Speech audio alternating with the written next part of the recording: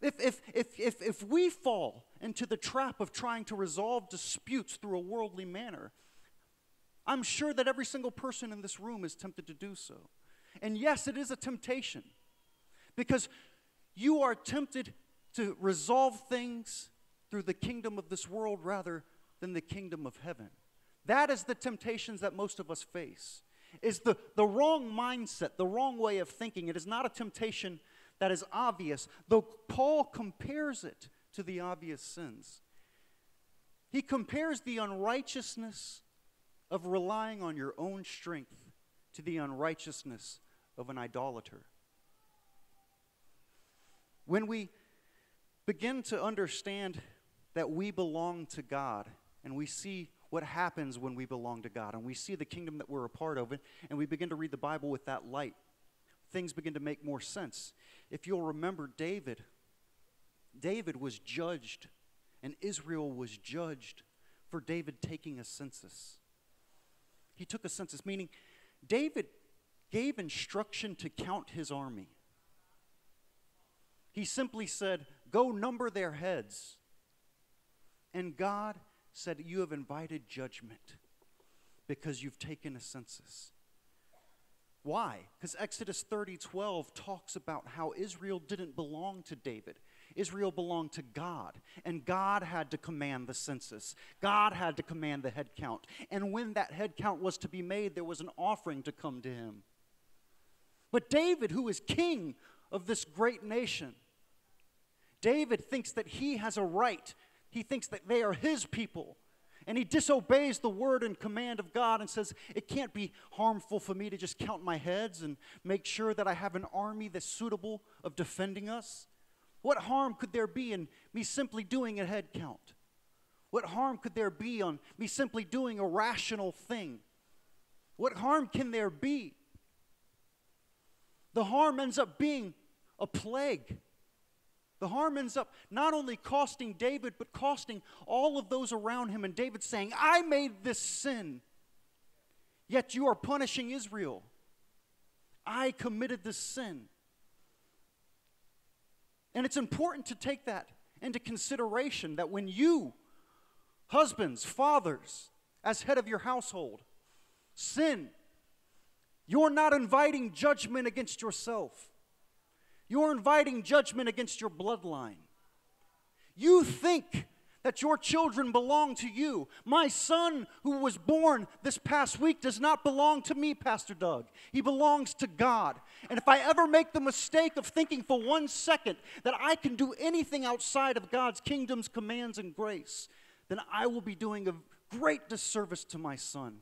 And the sin isn't if I curse my son out or beat him or let him smoke a joint with me. That's not what Satan is going to try to do. What he's going to try to do is say, lean on your own understanding, Brad.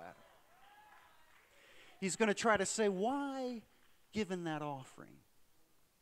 Why sow a seed of $500 today? You need that money. Why not start your son's college fund? Why not do this? Why not do that? And it's up to me to submit myself to the voice of God and say, no, but God, you provided the son. You've allowed me to get to this point. I'm going to give an offering to you because you have sustained me. You have provided, and you will feed him.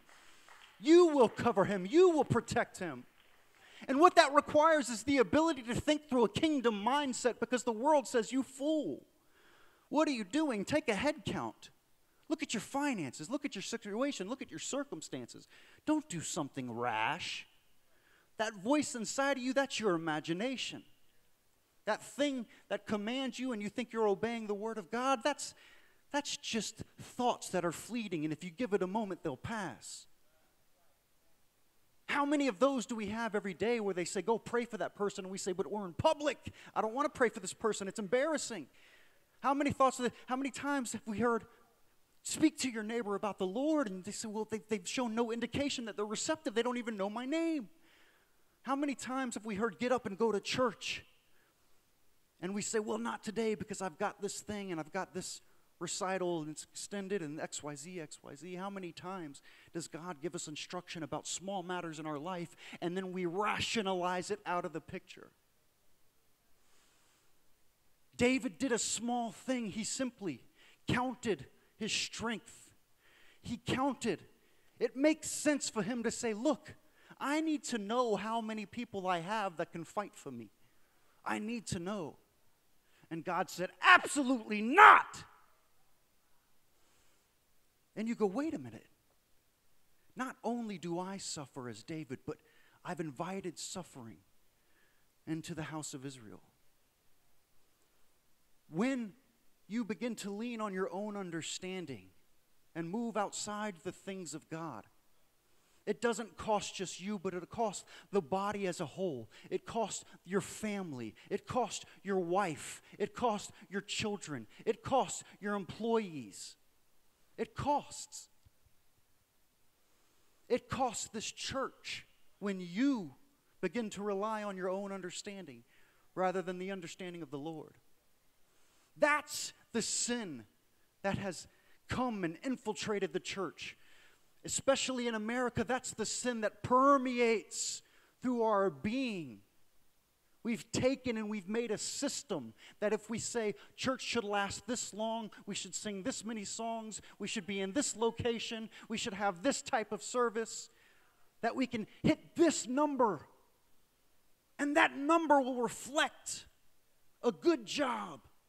And we begin to count, literally count the heads. Click, click, click, count, count, count, count. How many people do we have? Okay, let's do, okay, we've got 500 people. We need to get up to 550 to get 600. Okay, we need to have this conference. We need to do that. And God says, does any of that what I told you to do? I told you to preach my word.